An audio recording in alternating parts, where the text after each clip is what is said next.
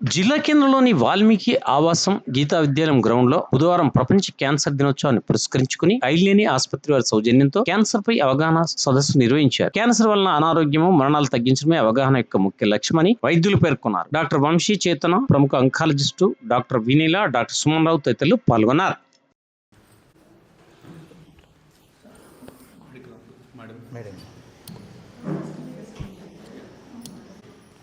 Good morning అండి.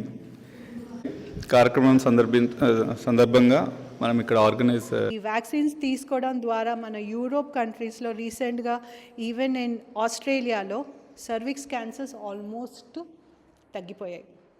So ఈ definite benefit అనేది ఉంటుంది. ఎవరు తీసుకోవాలి? 10 years నుంచి 25 years వరకు 1 dose లైక్ 2 doses అనేవి ఈ వ్యాక్సిన్ తీసుకోవాలి. ఈ వ్యాక్సిన్ మనకు ఇండియాలో కంపెనీస్ ఉన్నాయి, ఇంటర్నేషనల్ కంపెనీస్ కూడా ఉంది. ఏది తీసుకున్నా కూడా మనకు ఉపయోగమే. ఇంకొకటి ఏంటి అంటే, సరే మనకి ఇక్కడ ఆడవాళ్ళు ఉన్నారు, వ్యాక్సిన్ తీసుకొని వాళ్ళు 40 సంవత్సరాలు ఉన్నారు, వాళ్ళలో ఏం చేయాలి అంటే వాళ్ళలో కూడా మనకు లక్షణాలు, సర్విక్స్ క్యాన్సర్ లక్షణాలు రాకముందే మనం గుర్తించాలి అంటే వాళ్ళలో ప్యాప్ స్మియర్ అని చేయించుకోవాలి. ప్యాప్ స్మియర్ అనేది ఒకటి సింపుల్ ప్రొసీజర్. మేడం వంశీ చేతన గారు మెడికల్ ఆంకాలజిస్ట్.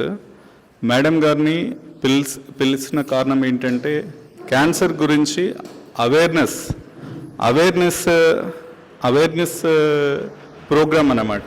కొందరు ఏంటంటే సహజంగా క్యాన్సర్ డేకి ఇన్వైట్ చేస్తే ఇదేదో ట్యాబు అంటే భయపడి క్యాన్సర్ డేకి రావడానికి ఏంటో మన ఎలాంటి జాగ్రత్తలు తీసుకుంటే దాని గురించి అవగాహన కోసమే ఈ కార్యక్రమం తీసుకోవడం జరిగింది. And I welcome to madam Vamshi Chetana madam for giving her services to Jagtial.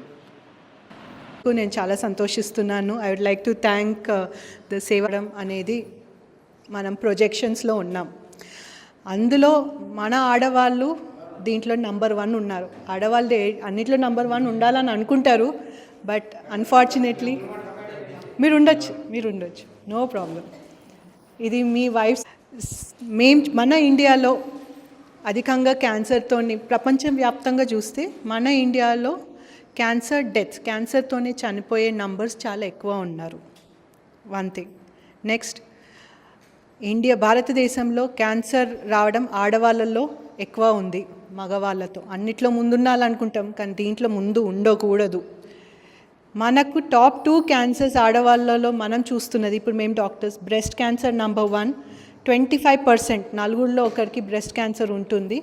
And cervix cancer అనేది 8 to 9% మధ్యలో ఉన్నారు. అంటే నంబర్ 1, నంబర్ 2 పొజిషన్లో భారతదేశంలో బ్రెస్ట్ క్యాన్సర్, రొమ్ము క్యాన్సర్, సర్విక్స్ క్యాన్సర్, గర్భసంచి ద్వారం క్యాన్సర్ అంటాం. ఇవి రెండిట్లో మనం ఆడవాళ్ళగా మనం ముందున్నాము. ఇది ఇలా ఉండగా ఈ రెండిటి క్యాన్సర్స్ మనము తొందరగా గుర్తించవచ్చు. నివారణ అనేది ఉంది, మిగతా క్యాన్సర్స్లో అన్నిటికీ లేదు. కానీ ఈ రొమ్ము క్యాన్సర్స్కి, సర్విక్స్ క్యాన్సర్కి మనకు నివారణ, తొందరగా కనిపెట్టడం అనే మనకు మెథడ్స్ ఉన్నాయి. ఫస్ట్ మనకు కావాల్సింది క్యాన్సర్ గురించి అవగాహన. అంటే అసలు క్యాన్సర్ అంటే ఏంటి? ఇది అంటుకునే వ్యాధి కాదు. నేను చాలామంది నాకు పేషెంట్స్ వచ్చి చెప్తారు, అమ్మ నా క్యాన్సర్ రాగానే ఇంట్లో నన్ను కలిసి ఉండనియరు. ఒక ఇంట్లో ఉంటే ఒకరి నుంచి ఒకరు క్యాన్సర్ వచ్చేది రోగం కాదు. క్యాన్సర్ రాగానే వాళ్ళకి ఇంకా ప్రేమగా చూసుకోవాల్సిన అవసరం ఉంది. సెకండ్, ఒకే ఇంట్లో తినొచ్చా, దగ్గర కూర్చొని తినొచ్చా, పిల్లల్ని దగ్గరగా తీసుకోవచ్చా, ఇన్ని అపోహాలు ఉన్నాయి. సో వాటన్నిటికీ ఏంటి అంటే క్యాన్సర్ ఒకరి నుంచి ఒకరికి వచ్చే వ్యాధి కాదు. క్యాన్సర్ రాగానే ఒక మనిషిని విడిగా ఉంచడం కాదు. మనం క్యాన్సర్ గురించి మాట్లాడుకోవాలి. అంటే వరల్డ్ క్యాన్సర్ డే సందర్భంగా మాకు ఒక ఆలోచన వచ్చింది. అయితే ప్రతిసారి ఎవ్రీ ఇయర్ ఇలాంటివి వస్తాయి, ఎందుకంటే జనాలలో ఇట్లాంటిది ఒక రోజు ఉంటుంది, దీనిపైన అవేర్నెస్ క్రియేట్ చేయాలి, ఇవన్నీ అనుకొని ఈరోజు ఈ ప్రోగ్రామ్ అనుకున్నాము.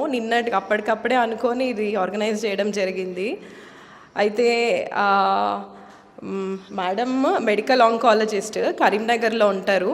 అయితే మేడం చెప్పగానే వచ్చారు, వచ్చి ఎక్కువ లేడీస్ ఉంటారు కదా దీని గురించి చెప్తే బాగుంటుంది అని మేడం ఎక్కువ బాగానే అన్నీ చెప్పేశారు. అయితే ఒకటి ఏంటంటే ఇక్కడ మనము 40 ఇయర్స్ దాటింది అంటే మనం అన్ని విషయాల్లో ఆలోచించాలి. నాకేం లేదు బాగున్నాను అనుకుంటారు, కొంతమందికి జస్ట్ కొంచెం లావ్ అవుతున్నాను అనుకుంటారు. అది 75 ఇయర్స్ బతికే వాళ్ళం ఇప్పుడు లైఫ్ స్పాన్ కూడా పెరిగింది 80, 85, 90. సో దాని నుంచి కూడా క్యాన్సర్ ఇన్సిడెన్స్ అనేది పెరుగుతుంది.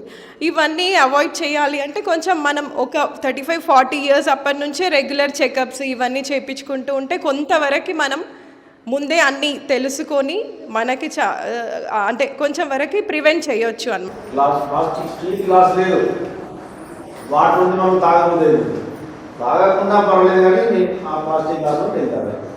ఫంక్షన్ పోయినాం, ఇవాళ ఊళ్ళల్లో ఫంక్షన్ హాల్లో స్టీల్ ప్లేట్లు అన్ని ప్లేట్లే పెడతారు. ఇక్కడ మన ఇళ్ళల్లో ఫంక్షన్ చేసుకుంటే ఒక వర్కర్ని ఎక్కువ పెట్టుకొని 10,000 నుంచి ప్లేట్లు తెప్పించుకోవచ్చు. ఆ పైసలకు వర్కర్ కూడా వస్తారు. ఇంకా మన ఇంట్లో ఊడవడం చూడడం కూడా పని అయిపోయింది. బట్ ఆ పని చేయాలి. ఇంట్లో మన ఇంట్లో ఫంక్షన్ అయితే కూడా ప్లాస్టిక్ యూజ్ చేయదు. బట్ ఇది చేస్తే తప్పకుండా క్యాన్సర్ రహిత సమాజం ఏర్పడే అవకాశం ఉంది. అన్నిటికంటే ముఖ్యంగా ఈ మధ్యలో కనబడుతుంది, హాస్పిటల్లో పేషెంట్ మన లెవెల్లో పేషెంట్ ఉంటాడు, చాయ్ తాగకుండా అవుతుంది, ప్లాస్టిక్ లేదు, విలాసం మాత్రమే ఉంది. ఏం చేస్తారు బయట పోయి ప్లాస్టిక్ కవర్లో చాయ్ మేడం